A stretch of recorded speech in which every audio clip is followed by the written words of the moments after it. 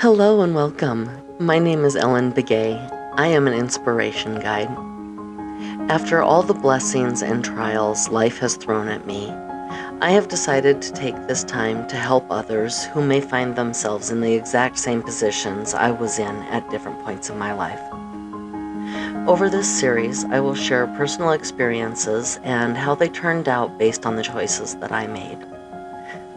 Some things I learned right away, and it was wonderful.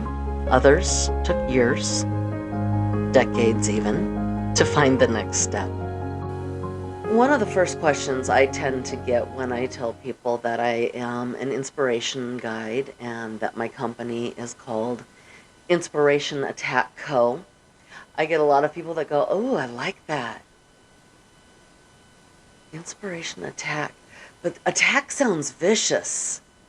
I swear to you, every time that's how the conversation goes.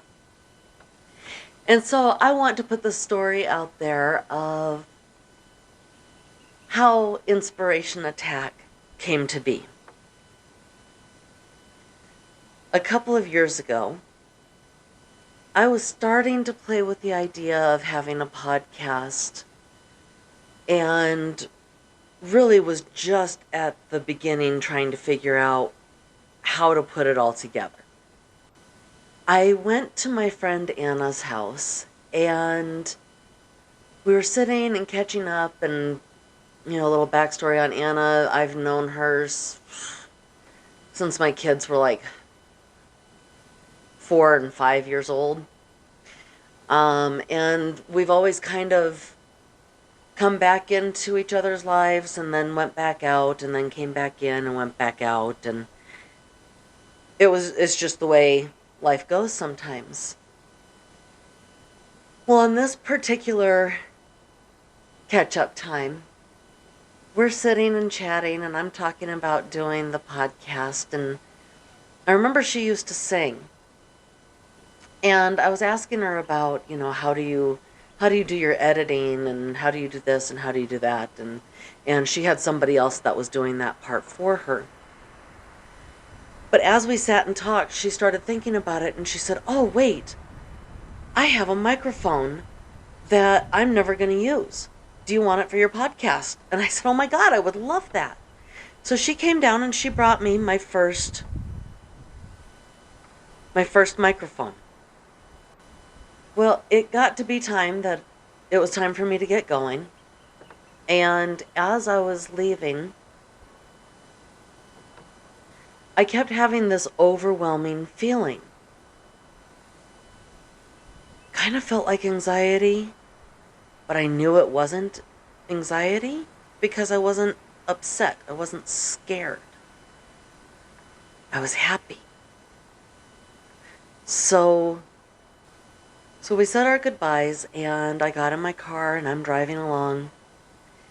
And I'm thinking about how amazingly this visit went and how good I was feeling. You know the difference between a good visit and a bad visit by how you feel when you leave.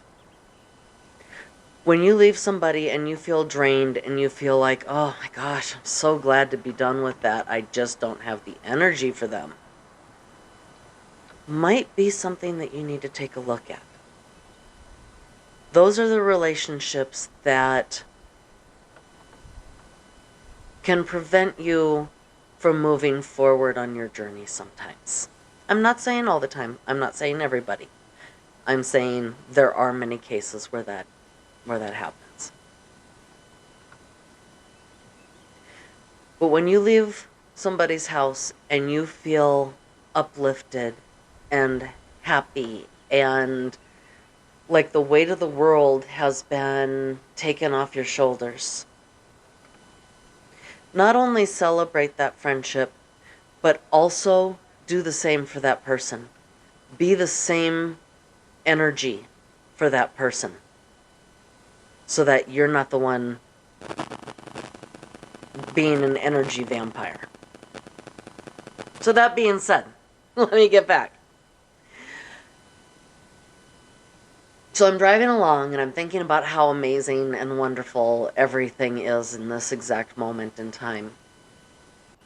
My go-to I can get through anything song is Won't Back Down by Tom Petty. This song, as soon as the first three chords are played, instantly I sit up straighter, I'm happier. It doesn't matter what mood I'm in. That song comes on and it completely changes everything about how I'm carrying myself and what I think about myself.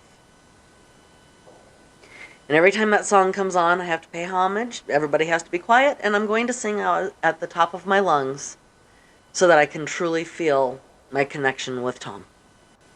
Well, while I was in this euphoric moment, that song came on.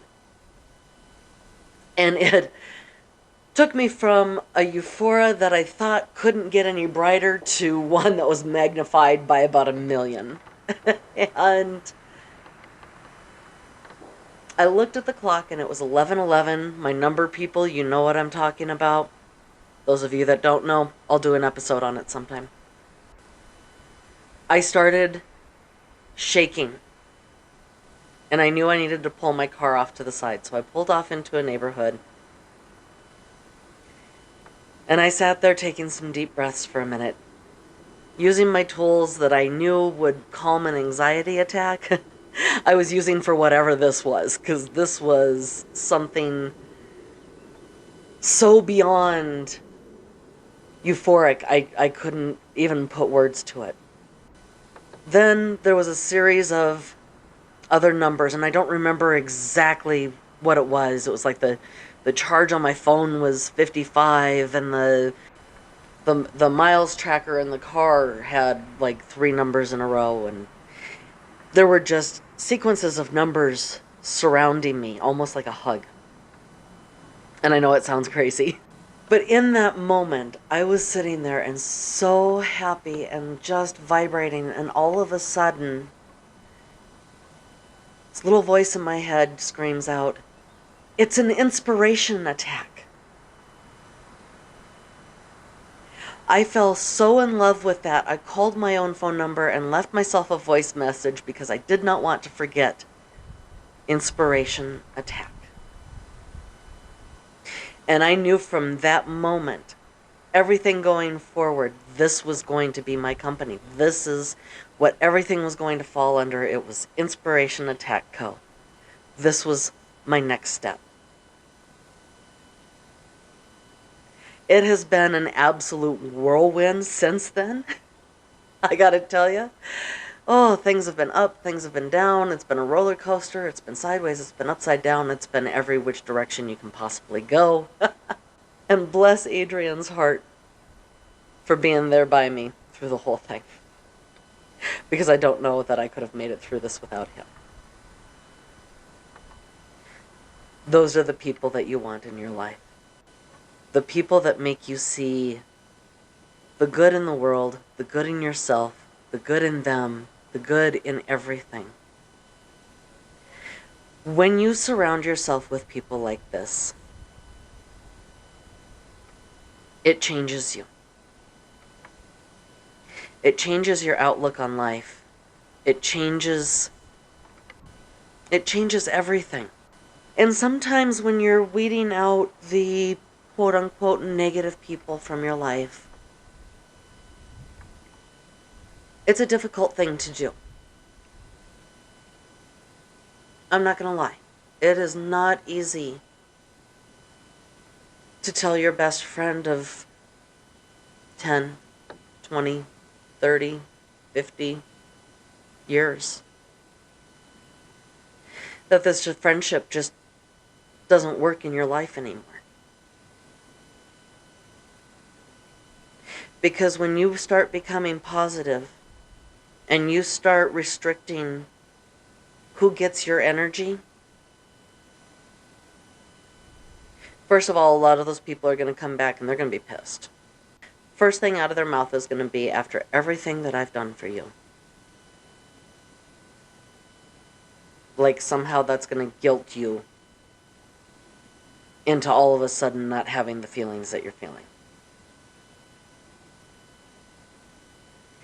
And that's something that you just kind of have to accept. It's going to happen. But when you know it's going to happen and you're prepared for it and you say, you know what, I'm doing this for me, that's when you know you're doing the right thing. And then as you move forward from that relationship, it's not because of that relationship that you were, bogged down or whatever else, but it would take you to a different energy than what you were striving for in your life.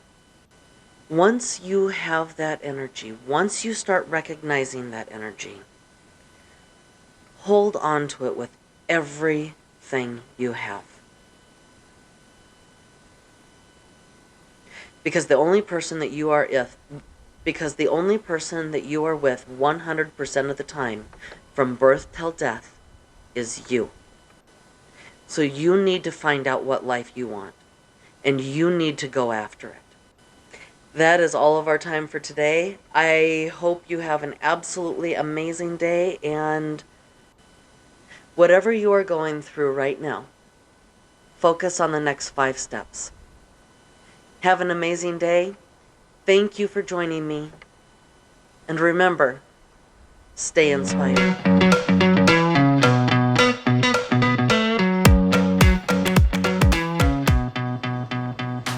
InspirationAttackCo is supported by viewers like you.